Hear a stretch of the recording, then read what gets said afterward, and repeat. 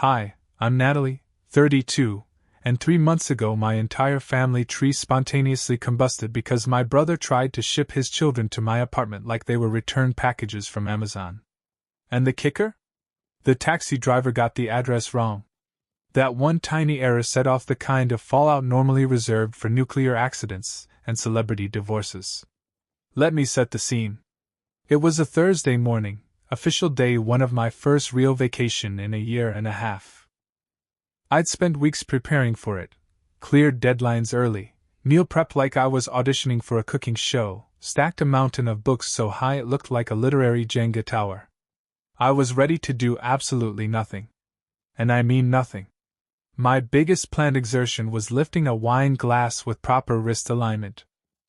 Meanwhile, somewhere across the city, my brother Tyler, 35, king of entitlement, champion of turning his lack of planning into everyone else's emergency, had decided he'd had enough of hearing the word no from me. Specifically, "No, I will not babysit your children again. No, I will not cancel my vacation. No, I will not rescue your marriage with free childcare." Tyler treats boundaries like speed bumps, technically present, but only to be ignored while he barrels over them at full speed. Anyway, Thursday morning arrives. I'm living my best slow-motion self-care montage, flipping pancakes, lighting candles, humming to myself like the poster child for peaceful introverts. My phone is on Do Not Disturb except for actual emergencies, aka, not Tyler. And at that exact moment, he is apparently stuffing his two kids, Lily, 7, and Owen, 5, into the back seat of a taxi, zipping their jackets, handing them a sad little overnight bag, and saying something along the lines of, "You're going to Aunt Natalie's house. She'll take care of everything." Right. The Aunt Natalie who explicitly said no. The Aunt Natalie he didn't text, call, or notify in any way. The Aunt Natalie who, again, said no with the clarity of a man reading off nuclear launch codes. Tyler's logic was simple. If he physically delivered his children to my door, I'd be forced to take them. Because apparently consent is optional if you're family and really need a vacation.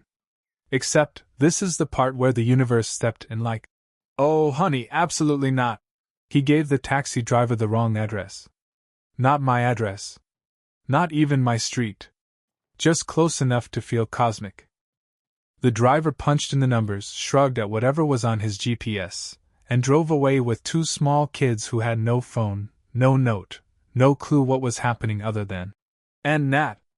Then he dropped them off in front of a neat little house where a retired teacher named Helen was just trying to prune her rose bushes in peace. Meanwhile, I was in my apartment, blissfully unaware that my life was about to be hijacked by the greatest disaster Tyler had ever engineered. And trust me, the bar was already low. I didn't know any of it yet. I didn't know about the taxi, the address error, the kids standing on a stranger's curb looking like lost Victorian orphans. I didn't know that Helen, the sweetest woman alive, would take them inside thinking the mix-up was temporary. I didn't know that for 3 days, 2 children would live in a house belonging to a woman they'd never met. All I knew was that my vacation was finally starting, the silence was glorious, and Tyler hadn't bothered me in 24 hours. Little did I know the entire timeline of my family's destruction had already begun. By Saturday evening, 3 full days since Tyler's big-brain parenting hack, I was in my apartment, hair in a messy bun, wearing pajamas that had seen better centuries, watching a movie and contemplating whether cheesecake counted as dinner. It was that kind of vacation. Beautiful. Sacred. Untouched by responsibility. No kids. No work. No brother. Then my phone lit up with Tyler's name. I almost didn't answer. Historically, nothing good follows the phrase, "Hey Nat, quick question." But some part of me, the tiny organ responsible for rubbernecking at disasters, pressed accept. "Hey," he chirped, far too cheerful. "Just wanted to say thanks for taking the kids after all. Really appreciate you coming through." The confusion hit me like a brick to the face. That little glitch in the matrix where your brain refuses to process a sentence because it cannot possibly be correct. "What kids?" I said. I swear, I could hear his eyebrows knitting together. My kids, he replied slowly, like I was the idiot. Lily and Owen. Thanks for taking them Thursday. I knew you'd help out. That sentence sent my soul directly to Jesus. The world slowed down. Somewhere, a dramatic violin started playing. Tyler, I said very calmly, I do not have your children. Silence. Thick, heavy, stupid silence. What do you mean you don't have them? He snapped. I stood up so fast I accidentally launched the remote off the couch. I mean, I said, enunciating like I was teaching phonics to a raccoon, I have not seen Lily or Owen since Thanksgiving. I told you I was not available. I told you no. I have been alone. On vacation. Eating soup in my pajamas. Where are your kids? More silence. Then the panic hit him like a train. I put them in a taxi Thursday morning. My heart stopped. Paused. Rebooted. You what? I gave the driver your address. He said he'd take them straight to your apartment. They should have been there by 10 a.m. Why didn't you answer your phone? I was already grabbing my keys, shoving my feet into shoes I hadn't planned to wear again until Tuesday. Tyler, I said, if you put them in a taxi 3 days ago, and they never arrived, your children have been missing for 72 hours. That's when the screaming started. Full, incoherent, panicked howling. I didn't stay on the line. I hung up, called 911, and began what would become the most surreal night of my life. Within an hour, I had filed a missing persons report. 2 police units were on their way to Tyler's house. Another was dispatched to my building. I was calling every police-adjacent contact I'd ever made while writing documentation for municipal software contracts. Meanwhile, Tyler was apparently tearing apart his house like the kids might be hiding in a drawer he forgot existed. But the universe wasn't done serving plot twists. Because while I was rushing around my living room trying not to pass out, the police pulled traffic camera footage. They identified the taxi. Identified the route. Found the drop-off point. 1487 Maple Street. Not 1847. One small numerical oopsie.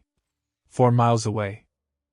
And at that house lived Helen, currently doing the Lord's work with juice boxes and kindness while my niece and nephew watched cartoons like 2 bewildered little hostages of fate. By the time officers contacted her, she sounded relieved and mortified at the same time. They said their aunt was at work, she told the police.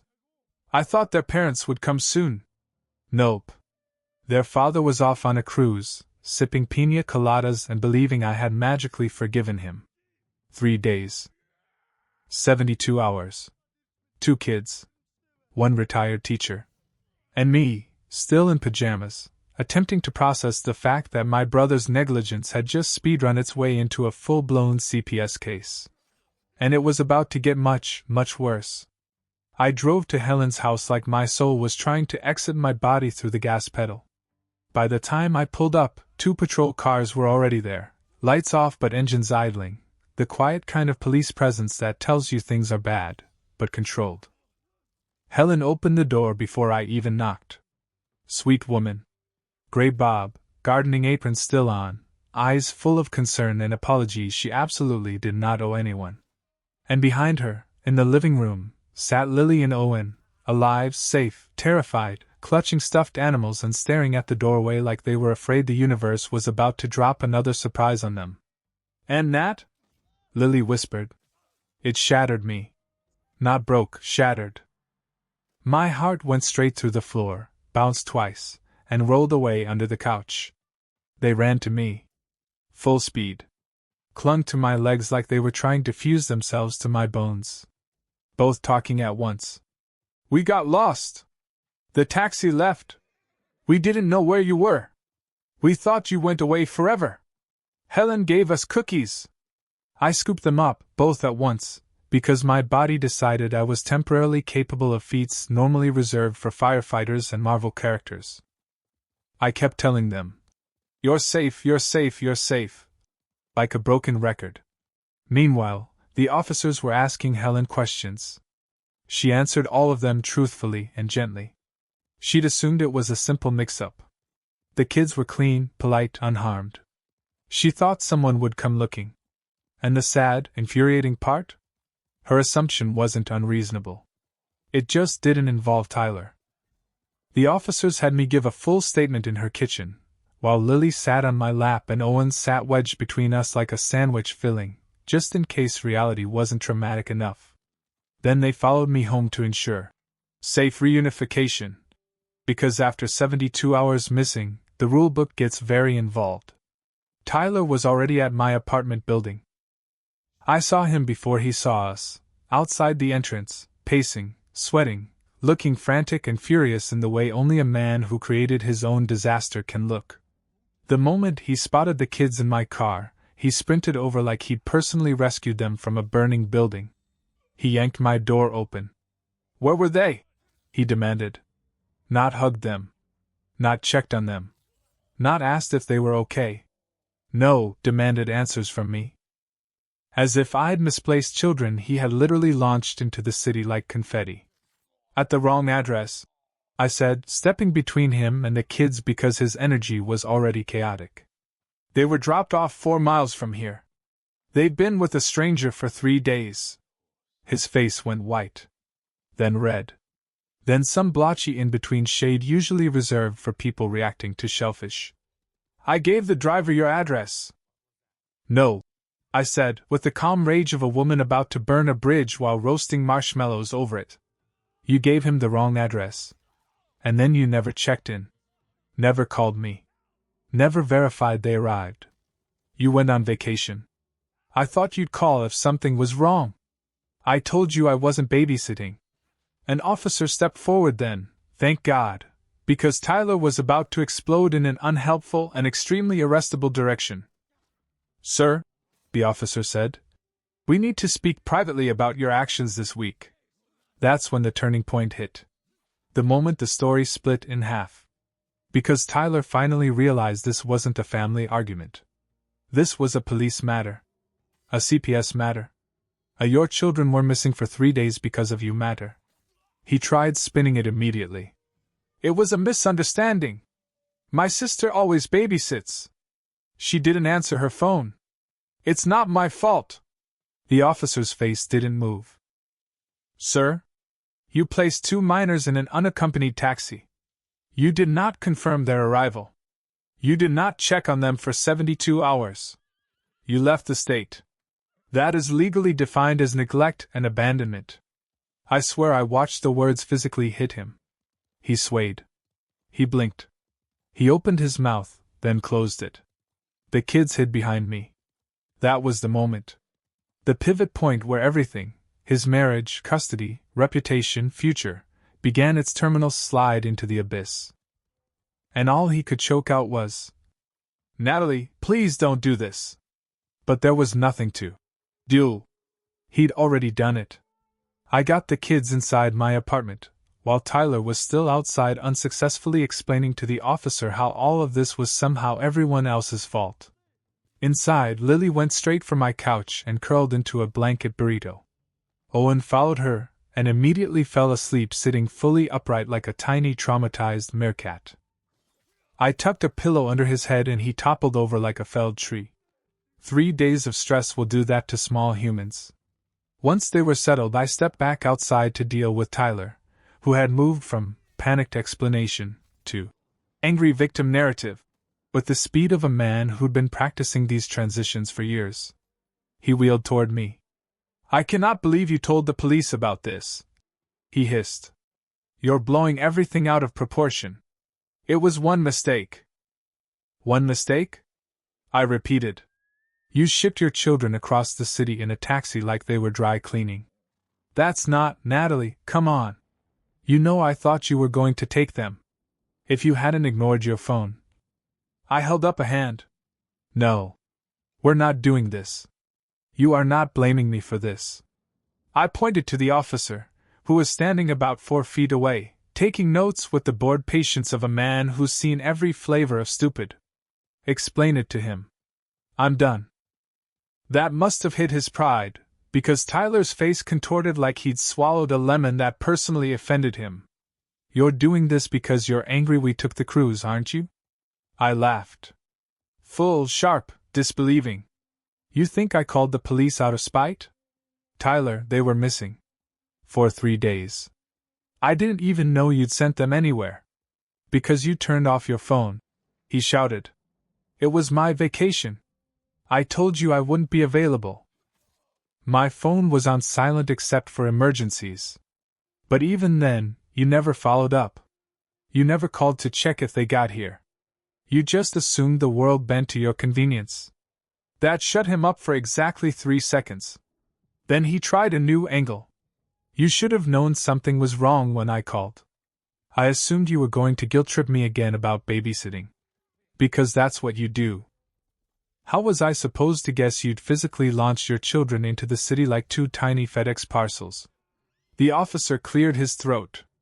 Mr. Porter, we're going to need you to come down to the station to give a formal statement. Tyler turned to him, outraged. Are you kidding me? She's the one who. He gestured wildly at me, as if I was the person who misplaced his children. The officer didn't blink. Sir, you put 2 minors in a taxi with no supervision. You gave the driver an incorrect address. You failed to confirm their arrival. You did not check on them for 72 hours. Your wife was not aware of their actual location. You were out of state. This is not discretionary. You will need to provide a recorded statement. Tyler looked like a man watching his own future get shredded through a paper shredder. You're ruining my life, he said. No, I replied, and I meant it down to the marrow of my bones. You ruined your own life. I'm just not covering it up for you. And that was when the officer turned to me. Ms. Porter, CPS will want to speak with you in the morning. They'll need the full timeline. For tonight, the children should stay where they feel safe. Is your home suitable? I nodded. Yes. Absolutely. Tyler lurched forward like he might argue, but the officer stepped between us with the firm politeness of someone who would absolutely tase him if he made it weird. Sir, you need to leave for the night. That sentence did something to him. His shoulders slumped, his mouth pulled tight, and for the first time since I'd known him, he looked genuinely small. Broken even. He backed away toward his car. This isn't fair, he said quietly, almost to himself. This is going to destroy everything. It already has, I said. Because it had. By morning, CPS, the police report, and his own actions would ensure that Tyler's life was about to hit a level of fallout he had never, ever imagined. And the saddest, funniest, most infuriating part? All he had to do was accept one tiny, simple word. No. The next morning began with a knock on my door so official and serious it sounded like the IRS and Batman had teamed up for a wellness check.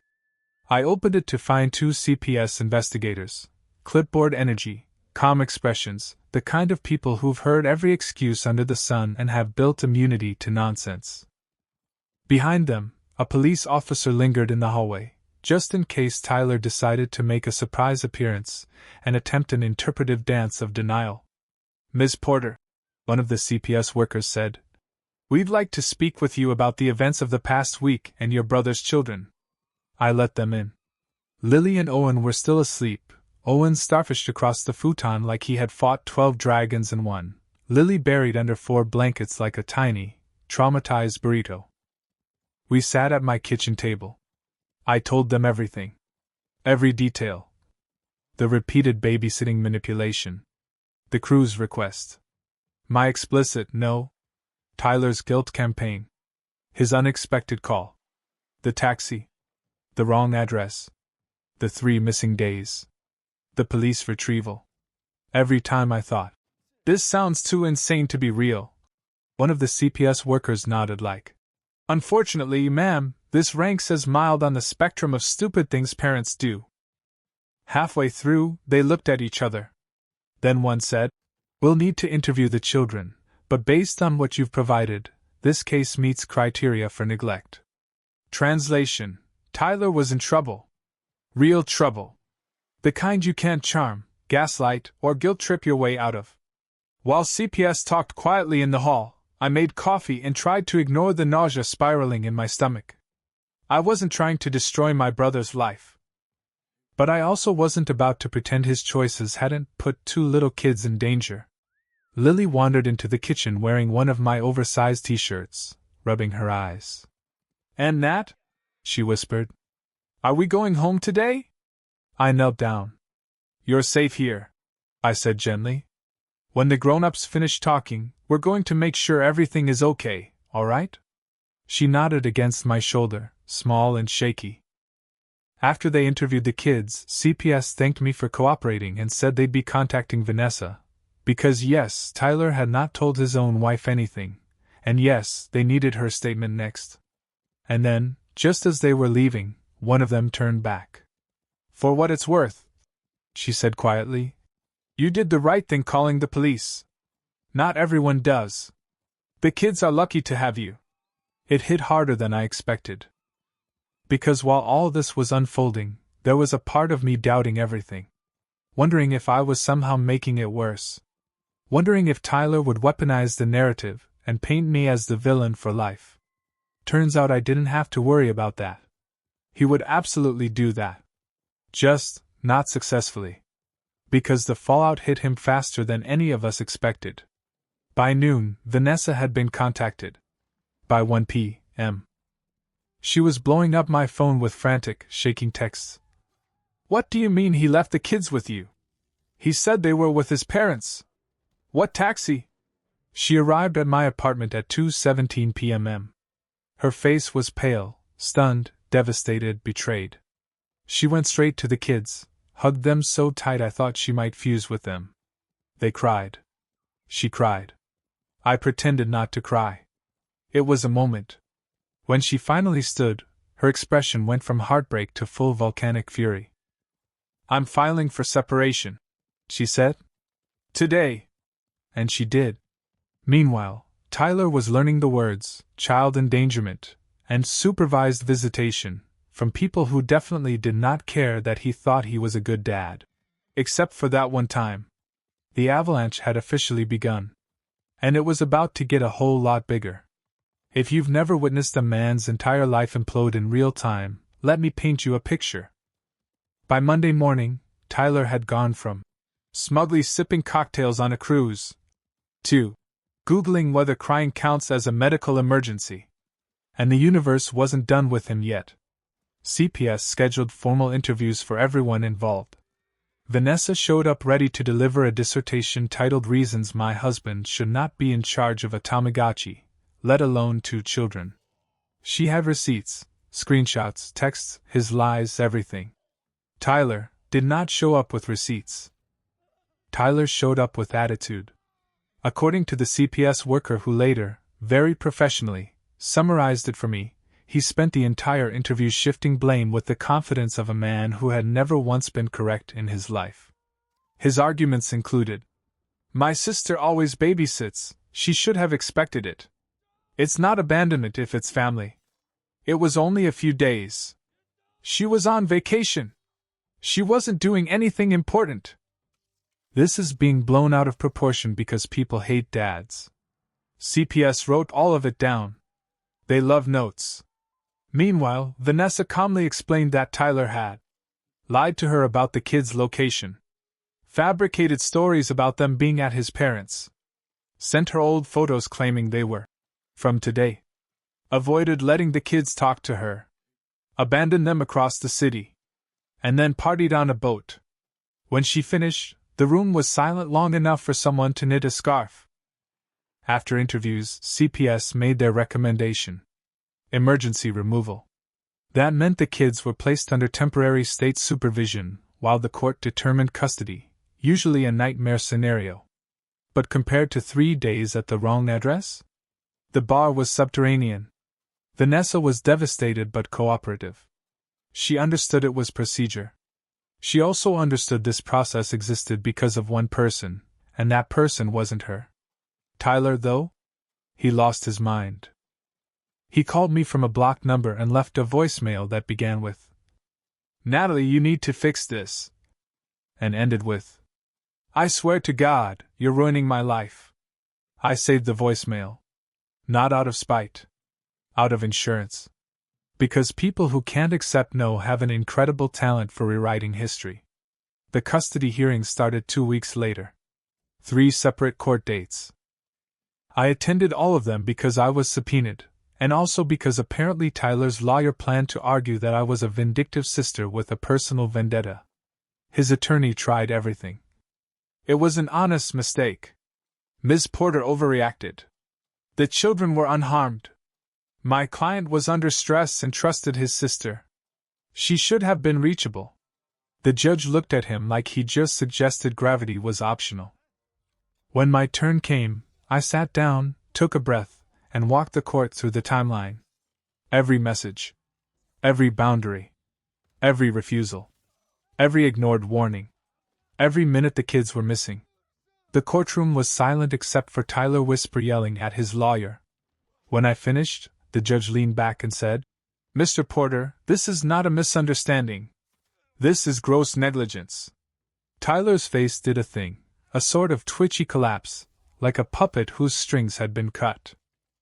CPS recommended supervised visitation only. No overnights. No unsupervised contact. No exceptions. Vanessa won full custody within 2 months. Tyler went from confident family man to dude living alone in a 1-bedroom rental near a freeway in record time. He also lost his job. Turns out, pharmaceutical companies prefer employees who don't have ongoing child endangerment investigations. Who knew? By the end of month 3, he had no marriage, no custody, no job, no credibility, no understanding that any of this was his fault. He sent me more voicemails. Some angry, some crying, some pleading. Not a single one included the words, "I'm sorry." As for the kids, they stayed with Vanessa, who, shockingly, had not once abandoned them in a taxi or lied about their location. They were healing. Tyler was spiraling. And the dominoes were still falling.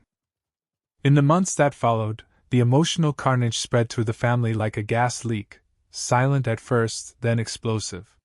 My parents tried to host an "everyone sit down and talk this out" meeting, which I declined with the enthusiasm of someone avoiding a live grenade. They didn't understand why I wouldn't just get past it, because they'd only heard Tyler's heavily edited version. Then I forwarded them the police report. Nothing like a few pages of legal phrasing. Abandonment, minors left without supervision, failure to ensure safe arrival. To clarify a situation. My mom's reply was one single text. Oh. No apology. But oh, was progress. Extended family got involved in the least helpful way possible. Vague Facebook posts about forgiveness, unity, family bonds, and letting go of resentment. My aunt even hinted that I'd overreacted because I don't have kids. I sent her the CPS report. She deleted her post and never mentioned it again. Meanwhile, Tyler was sinking into an Olympic-level pity party. He sent me voicemails almost weekly, some of which included, "You ruined my life. You know I'm a good dad. Vanessa turned the kids against me. It was an honest mistake. Why can't you just help fix this?" Every message was a masterclass in missing the point. Not once did he acknowledge the boundary I set. The fact that I said no. The 3 days the kids were missing. The lies he told Vanessa. The taxi. The wrong address. His complete lack of follow-up. His disappearing act on a cruise ship. To hear him tell it, I'd single-handedly orchestrated a Shakespearean tragedy out of pure spite. In reality, I'd simply refused to be the cushion for his consequences. Meanwhile, I kept seeing Lily and Owen, with Vanessa's full permission and CPS's blessing. The kids needed stability, and apparently I radiated non-terrifying adult energy, which was flattering. They talked more freely over time. Lily told me, "I was scared Daddy forgot us."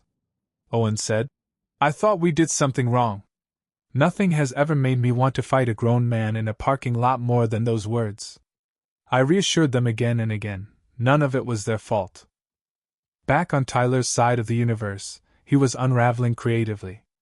He tried to show up at my building twice. Security turned him away. He emailed me under different names. He messaged me through relatives. He sent long, rambling paragraphs about forgiveness and family, always circling back to the same theme. Help me fix this. But there wasn't anything to fix. Courts don't reverse decisions because someone's sister writes a heartfelt letter. CPS doesn't close cases because a parent feels sad. The world had finally stopped cushioning him, and he had no idea how to stand on his own feet. The family split into silent factions. Some believed Tyler had just made a mistake. Others understood the difference between a mistake and a 3-day disappearance of 2 small humans. Vanessa? She was thriving, therapy, stable home, a job she loved, kids who felt safe for the first time in a long while. And Tyler's life continued collapsing like a badly built Jenga tower. The final fracture came about a year later. He showed up at my apartment building again, thin, exhausted, wearing clothes that looked slept in. Security alerted me. I came downstairs. He tried to smile. "I've changed," he said. "I've learned my lesson. Please, help me get them back." I didn't yell. I didn't argue. I didn't explain. "No," I said. Just like the first time. "You're my sister," he whispered, desperate. "You can't just give up on me. You gave up on being a father when you put your kids in a taxi," I said. "That was your moment. Not mine." Security escorted him out when he tried to follow me inside. He shouted that he forgave me. That he still loved me. That we were family and should stand by each other. But here's the thing. Family stands by you when you make a mistake. Family doesn't cover for you when you endanger children. And Tyler never learned the difference. Meanwhile, Lily and Owen grew into smart, funny, resilient kids.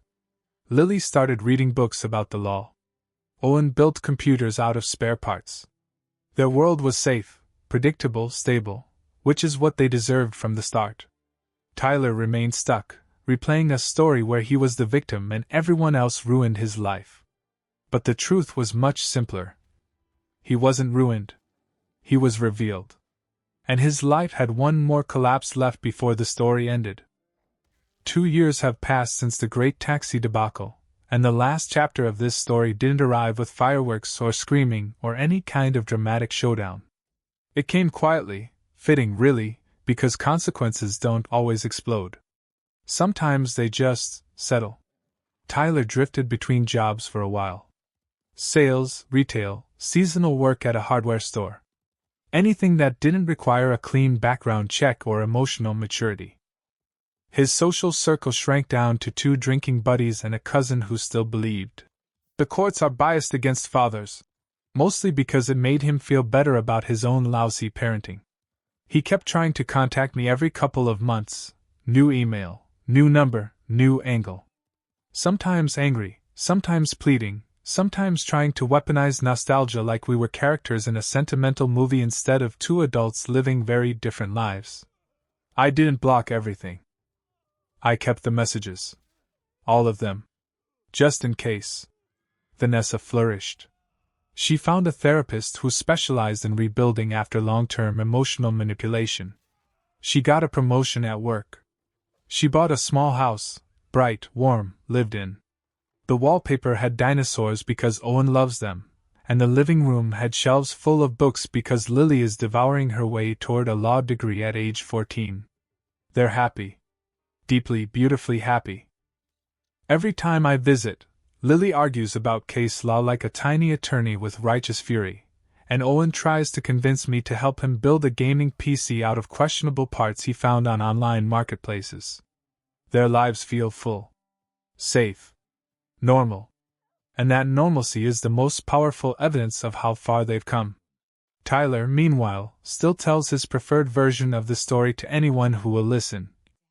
How his evil sister destroyed his life. How CPS overreacted. How he lost everything over one little mistake. How I chose outsiders over family. He's written himself as the tragic protagonist of a play nobody is actually watching. The truth? He never processed what happened because processing requires honesty and accountability.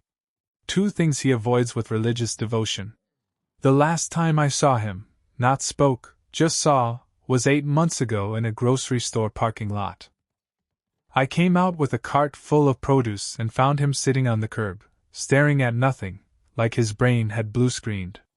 He looked older, duller, like life had worn him down to the threads.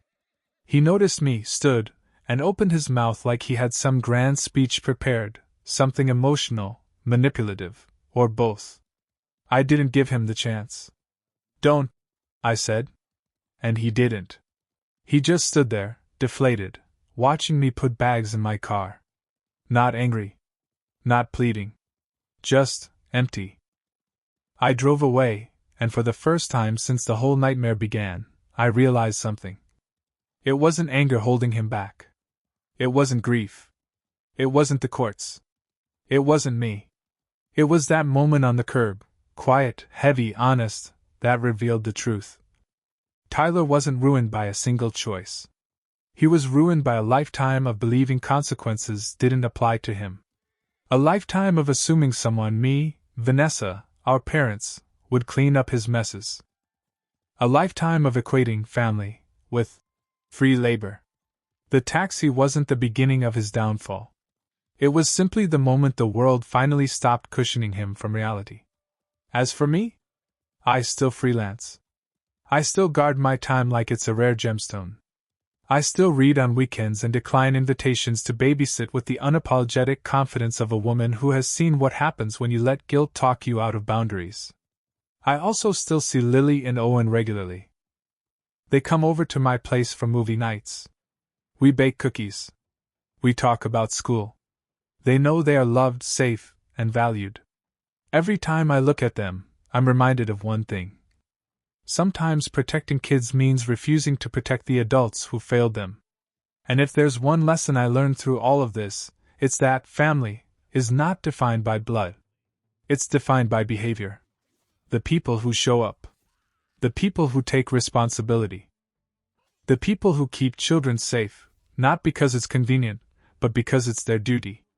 Tyler lost everything because he treated parenthood like an optional hobby. Lily and Owen gained everything because they were finally raised in a home where safety was non-negotiable. And me? I sleep at night knowing that the thing Tyler calls ruining his life was actually saving his kids. Sometimes the quietest form of justice is just letting the truth stand on its own. And walking away from the people who never learned how to stand with you.